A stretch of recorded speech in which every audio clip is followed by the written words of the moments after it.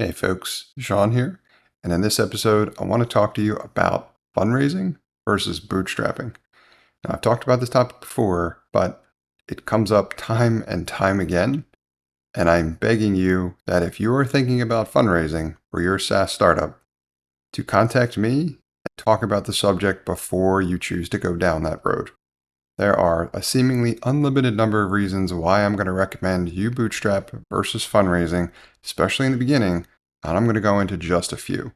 Now, I've had upwards of 3 excellent, repeat, successful SaaS founders on my podcast within the past month or so. One of those episodes is out, the other 2 are coming, and several of them have been repeat, bootstrapped, successful founders.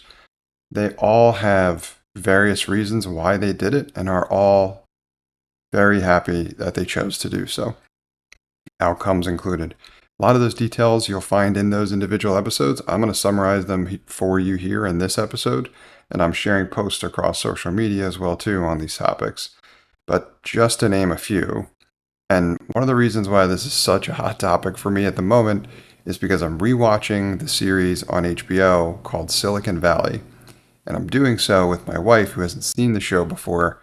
I saw largely most of it way back when the show came out years ago. And though it is an excellent show, and HBO always does such a good job of creating a show that is very realistic, this one was borderline uncomfortable for me at the time because I was part of fundraised startup projects. So I have the firsthand experience of what it's like to live in this world. And while I'm glad I got that experience, I don't want to relive it, if you know what I mean. And watching the show, going through those situations and scenarios that I've been in myself, it is a harsh reminder, but a good one in terms of why I've chosen to bootstrap as opposed to go the fundraise route, especially on the earlier stage with my projects. And I'm having the opportunity to explain that for someone who is less familiar with that world, my wife who's not in tech, and that's leading to me creating a lot of this content. So just to name a few, and this is only, I'm going to stop at 5 because I could talk about this forever, and I know you got other things to do today. But number 1 is maintaining control. If you fundraise, then you are letting a whole bunch of other people have a big chunk of your company.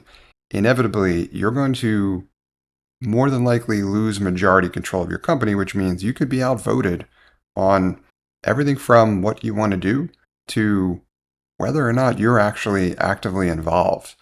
That is really just a gut punch for a lot of founders.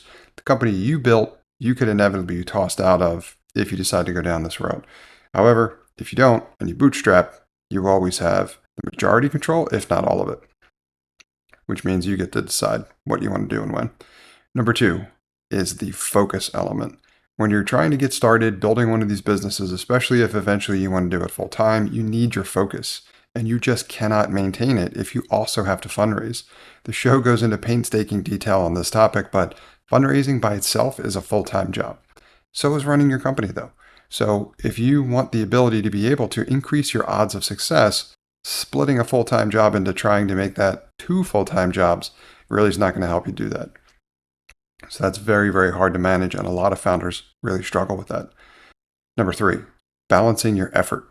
If you want to create a business that you work on part-time, that's more like a lifestyle business, and is something that doesn't make you constantly pull your hair out to try to do everything you need to do in order to make it successful and grow it as fast and as large as possible, then going the fundraising route is definitely not for you, because that's what you're going to have to do.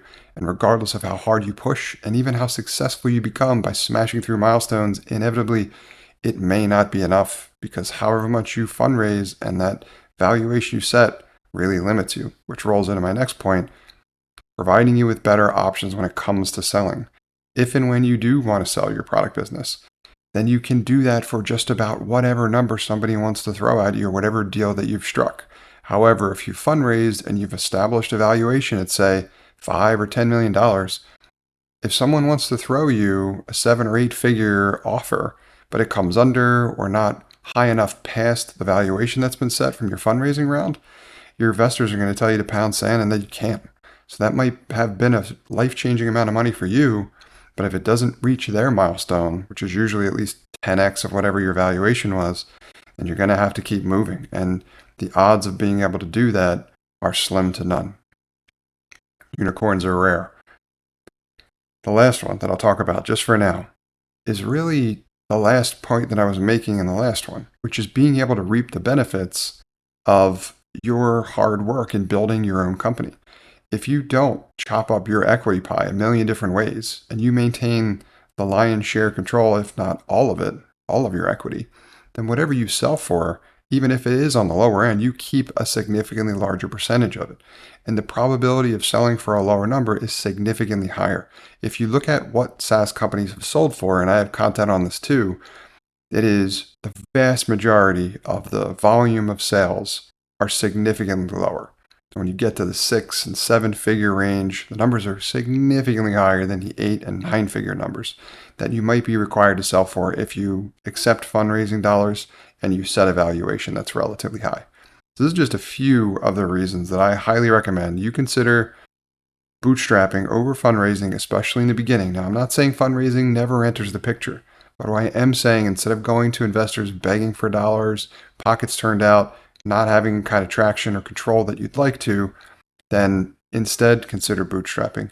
Get all your ducks in a row, and then consider that if and when that's the route that you want to take. But at least at that point, you're negotiating from a position of power, and you can maintain control and largely benefit from all of these things that I just mentioned for this episode. If you do want to reach out to me and talk about this topic, and I'd highly encourage you to do so if you're weighing the pros and cons of fundraising versus bootstrapping, you can reach me at my email, which is Sean at nextstep.io, SEAN at nxtstep.io.